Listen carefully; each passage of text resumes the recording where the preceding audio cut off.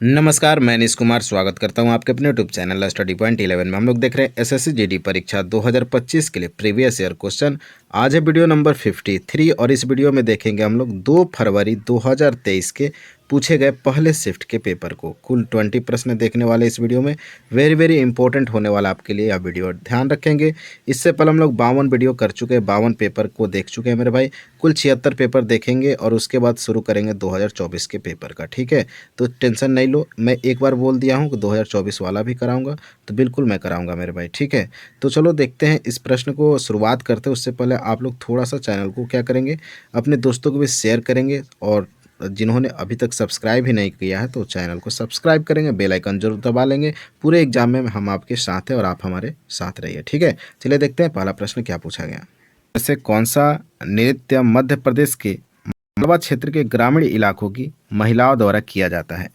तो मालवा के जो क्षेत्र है, ग्रामीण इलाका, वहाँ की महिलाओं के द्वारा मटकी नृत्य किया जाता है। कहाँ? तो एमपी में, मध्य प्रदेश में। मटकी नृत्य कहाँ से संबंधित है? तो मध्य प्रदेश से संबंधित है, याद रखिएगा, ठीक है ना। नेक्स्ट है, खिलाड़ियों और उनके जन्म के राज्य केंद्र शासित प्रदेश से संबंधित निम्नलिखित में से कौन सा एक गलत मिलान है? सानिया मिर्जा महाराष्ट्र, बिल्कुल सही है मेरे भाई, इनका जन्म महाराष्ट्र में हुआ। अंजुम चोपड़ा दिल्ली। साइना नेहवाल का जन्म हरियाणा में हुआ। अब आपके लिए एक काम मैं देता हूँ, मिताली राज बताइएगा कमेंट बॉक्स में किस खेल से संबंधित हैं। मिताली राज जो व्यक्ति हैं, महिला हैं, ये किस खेल से संबंधित है, कमेंट बॉक्स में बताइए। और इनका जन्म कहाँ हुआ था, किस राज्य में हुआ था, आप लोग कमेंट बॉक्स में बताइए। थोड़ा मिताली राज के बारे में देखते हैं आपको कितना जानकारी है, ठीक है। अगला प्रश्न देखते हैं। भारतीय संविधान के 101वें संविधान संशोधन अधिनियम ने निम्न प्रणाली की शुरुआत किया। देखो मेरे भाई, 101वां संविधान संशोधन जो हुआ, एक देश एक कर जो प्रणाली है, इसकी शुरुआत किया गया भारतीय संविधान 101वां संविधान संशोधन के तहत, याद रखेंगे, एक देश एक कर। नेक्स्ट है, कोशिका द्रव्य में राइबोसोम, माइटोकॉन्ड्रिया और गोल्जी काय जैसे होते हैं। ये क्या है? राइबोसोम क्या है, माइटोकॉन्ड्रिया क्या है, गोल्जी काय क्या है? याद रखिएगा, कोशिकांक है मेरे भाई। क्या है? कोशिकांक, याद रखेंगे। ये सारे के सारे आपके क्या हो जाएंगे? कोशिकांक हो जाएंगे, ठीक है ना। बढ़ते हैं अगले प्रश्न पे। निम्नलिखित में से 4 में से 3 व्यापार के लिए सहायक है और अतः एक समूह बनाते हैं। वह कौन सा है जो उस समूह से संबंधित नहीं है? भैया व्यापार से संबंधित इनमें से 3 है, एक नहीं है, बताना है। तो राइट आंसर हो जाएगा कृषि, परिवहन, भंडारण, बीमा। ये आपके व्यापार के लिए सहायक होते हैं, लेकिन कृषि जो है इनसे अलग है, याद रखेंगे, ठीक है ना। नेक्स्ट प्रश्न देखते हैं। गौतम बुद्ध के भक्तों द्वारा मनाई जाने वाली बुद्ध पूर्णिमा हिंदू माह में मनाई जाती है। भैया रिपीट प्रश्न है और आपके पेपर में ऐसे ही रिपीट होंगे प्रीवियस ईयर क्वेश्चन, ध्यान रखिएगा। बैसाख आपका राइट आंसर होने वाला है। जो गौतम बुद्ध के भक्तों द्वारा मनाई जाने वाली बुद्ध पूर्णिमा हिंदू माह के बैसाख में मनाई जाती है। नेक्स्ट है, सुनंदा नायर ने मुंबई विश्वविद्यालय से नृत्य शैली में पीएचडी पूर्ण की। उनकी थीसिस इंटिसिक लिरिकल फेमिनिज्म था। मेरे भाई, ये जो सुनंदा नायर है, जो कि मुंबई से विश्वविद्यालय से जो है नृत्य में पीएचडी हासिल की, मोहिनीअट्टम। मोहिनीअट्टम कहाँ का है मेरे भाई? तो केरल का है, ये आपको याद रखना है। कुचिपुड़ी कहाँ का है? तो आंध्र प्रदेश का है। कथकली कहाँ का है? तो कथकली भी आपका केरल ही हो जाएगा। कथक पूछता तो बताइएगा उत्तर प्रदेश, कथकली पूछेगा तो केरल। भरतनाट्यम कहाँ का है? तो तमिलनाडु का है। ये पॉइंट आपको याद रखना है, ठीक है। नेक्स्ट, बजरंग पुनिया ने किस टूर्नामेंट में दौलत नियाज बेको को हराकर कांस्य पदक जीता? हालांकि पेपर में पूछा भी जा सकता है मेरे भाई, ध्यान रखिएगा। टोक्यो ओलंपिक 2020 का है। जो बजरंग पुनिया क्या जीते थे? कांस्य पदक जीते थे, याद रखिएगा। नेक्स्ट है, निम्नलिखित में से कौन वाकाटक राजवंश के संस्थापक थे? वेरी वेरी इंपॉर्टेंट है यह पेपर के लिए, ठीक है। वाकाटक राजवंश के संस्थापक है विंध्य शक्ति, याद रखो मेरे भाई, पेपर में डायरेक्ट ऐसे ही पूछेगा। तो वाकाटक राजवंश के संस्थापक विंध्य शक्ति। नेक्स्ट है, विकास की स्थिति के आधार पर संसाधनों का वर्गीकरण किस प्रकार किया गया? तो विकास की स्थिति के आधार पर संसाधनों का वर्गीकरण किया गया मेरे भाई, संभावित, विकसित स्टॉक और संचित कोष, ये 3 प्रकार से वर्गीकरण किया गया था। विकास की स्थिति के आधार पर संसाधन का वर्गीकरण, एक था संभावित, दूसरा है विकसित स्टॉक और तीसरा है संचित कोष। नेक्स्ट है, भारतीय संविधान के किस अनुच्छेद के तहत मौलिक कर्तव्यों को परिभाषित किया गया? मौलिक कर्तव्य आपको मिलेगा 51 के ए में, याद रखिएगा, ठीक है। आर्टिकल 51 के ए में आपको मौलिक कर्तव्य को परिभाषित किया गया। तो राइट आंसर ऑप्शन नंबर 3 हो जाएगा। करेंसी नोट और सिक्कों को कागजी मुद्रा कहते हैं, इन्हें भी कहा जाता है।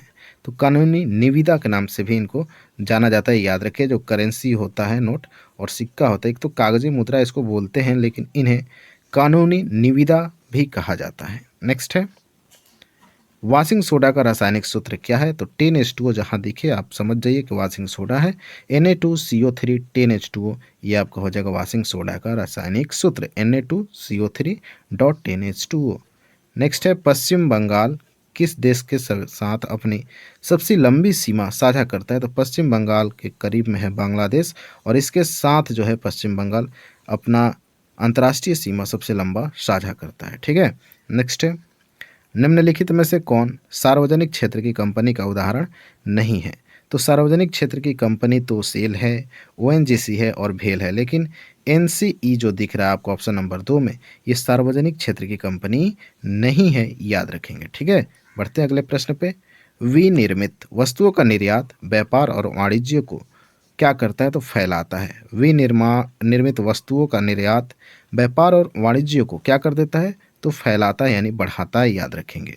अगला प्रश्न है, नवंबर 2022 तक की स्थिति के अनुसार भारत में एक राजनीतिक दल राष्ट्रवादी कांग्रेस पार्टी के अध्यक्ष कौन है? शरद पवार। हालांकि इसको आप लोग इम्पोर्टेंट नहीं समझिएगा, ठीक है, पेपर में अब ये नहीं पूछेगा। अगला प्रश्न है, 1928 में दिल्ली में फिरोजशाह कोटला मैदान में एक बैठक में की स्थापना की गई। इसके नेताओं में भगत सिंह, जतिन दास और अजय घोष थे। भैया आपके एमटीएस में ये पेपर डायरेक्ट पेपर में पूछा गया प्रश्न है, और वहाँ से आपके एसएससी जीडी में भी देखने को मिल गया, ठीक है ना। तो हिंदुस्तान सोशलिस्ट रिपब्लिकन एसोसिएशन हो जाएगा 1928 में दिल्ली के फिरोजशाह कोटला मैदान में एक बैठक की गई, जिसमें इसकी स्थापना किया गया, हिंदुस्तान सोशलिस्ट रिपब्लिकन एसोसिएशन। कौन कौन नेता शामिल थे? तो भगत सिंह, जतिन दास और अजय घोष। नेक्स्ट है, नवंबर 2022 में भारत के विधि आयोग के अध्यक्ष के रूप में किसे नियुक्त किया गया? न्यायमूर्ति ऋतुराज अवस्थी। हालांकि अब करंट अफेयर्स का ये प्रश्न है, तो आप लोग देख लीजिएगा, ठीक है। अगला प्रश्न है, और हमारा यह अंतिम भी प्रश्न है। वीडियो को अभी तक आपने लाइक नहीं किया मेरे भाई, तो बिल्कुल घबराना नहीं है, लाइक कीजिए, आपका बैलेंस नहीं कटेगा, ठीक है ना। और हमारा थोड़ा सा क्या हो जाएगा ना, मनोबल थोड़ा ऊंचा होगा, क्योंकि भाई 76 शिफ्ट आपको कराना है, प्लस में 27 सेट्स और कराने हैं जो आपके एसएससी जीडी में पूछे गए हैं। तो थोड़ा हमारे लिए भी आप लोग लाइक और शेयर करते रहेंगे, ठीक है ना।